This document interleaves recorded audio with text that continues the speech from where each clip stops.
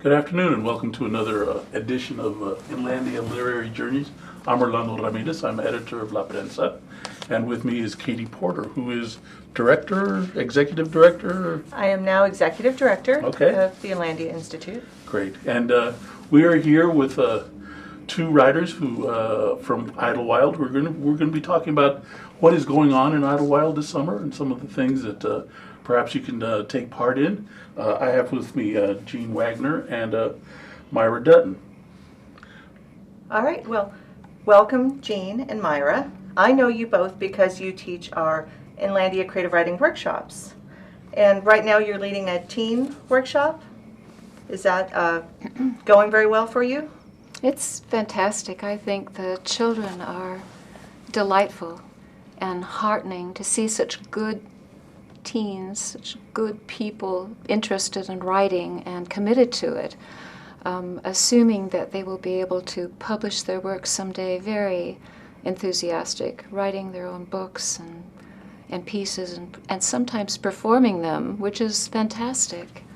So to be able to sit with these children, young adults, we have some 12-year-olds in the group too. It's the most wonderful thing for me, to be able to inspire them and be included with them and promise them, basically you have the world at your fingertips. Proceed and please write. I encourage you heartily. I really enjoy that. Well, that's such an important age for learning different modes of self-expression, and I think that it will carry with them for the rest of their lives. What's the age spread? So 12 on up to 17. 17. Okay. So far. And are they all mountain residents? Part-time. Some are part-time and some are full-time. And some are residents. Yes. So we've had a few that just dropped in because they were the neighbor and the friend and they were there for a couple of weeks. So it's been a changing group, but the kids are all fun to work with. They're enthusiastic. At first I was a little concerned that they were going to be intimidated by one of our writers who has developed an entire I don't know if you'd call it science fiction or fantasy, but he has a whole cast of characters, many chapters written. Cool. He's really a writer, and he's had a lot of professional help besides ours.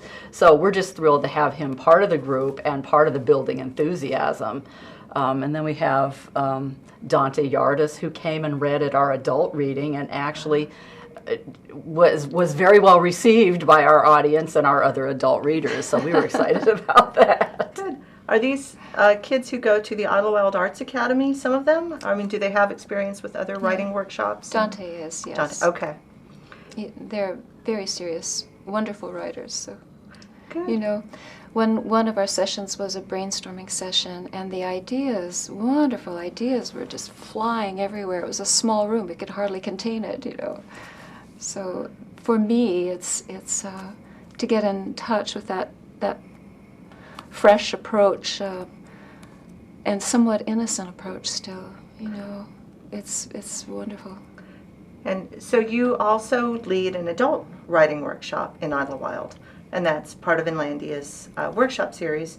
Can you tell us a little bit about that? We were talking about it on the way over, how excited we were when some of the prompts get back such a variety of responses, and how that builds on our own creativity, and that we're really pleased to be part of that. So we had, at our last reading, we had some of the work that came out of the workshop this last year that was read, and we hope that we have some new writing from some of our people to show on the 23rd of July when we do another one. So what is on the 23rd of July? It's reading at the public library. It's sponsored by our Inlandia group and the public library and Friends of the Public Library.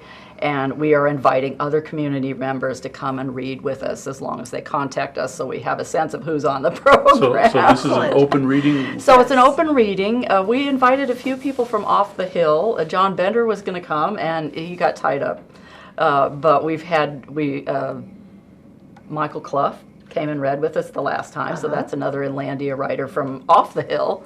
And we've had a lot of people that are members of our community and some new writers that hope to be in the journal, in the workshop publication that's Excellent. coming up soon. So we're excited about the writing. Some of it's humorous, some of it's serious. But all of our writers have developed over the couple of years they've been doing this with us, and we're excited about it. Well, it's an excuse to go up the hill. It's gorgeous up there this time of year with the trees. And Well, kind of. We were just No? talking about We were the just fire. talking about the fire that's Oh, going yeah. on right now. But one of the things about Idlewild that I've always found enchanting was that there is a deep-seated creative community there, that the arts are really taken seriously in that town. Is that true, or is it just something that I've picked up in the tours? It's absolutely true. I think it started happening in the 80s.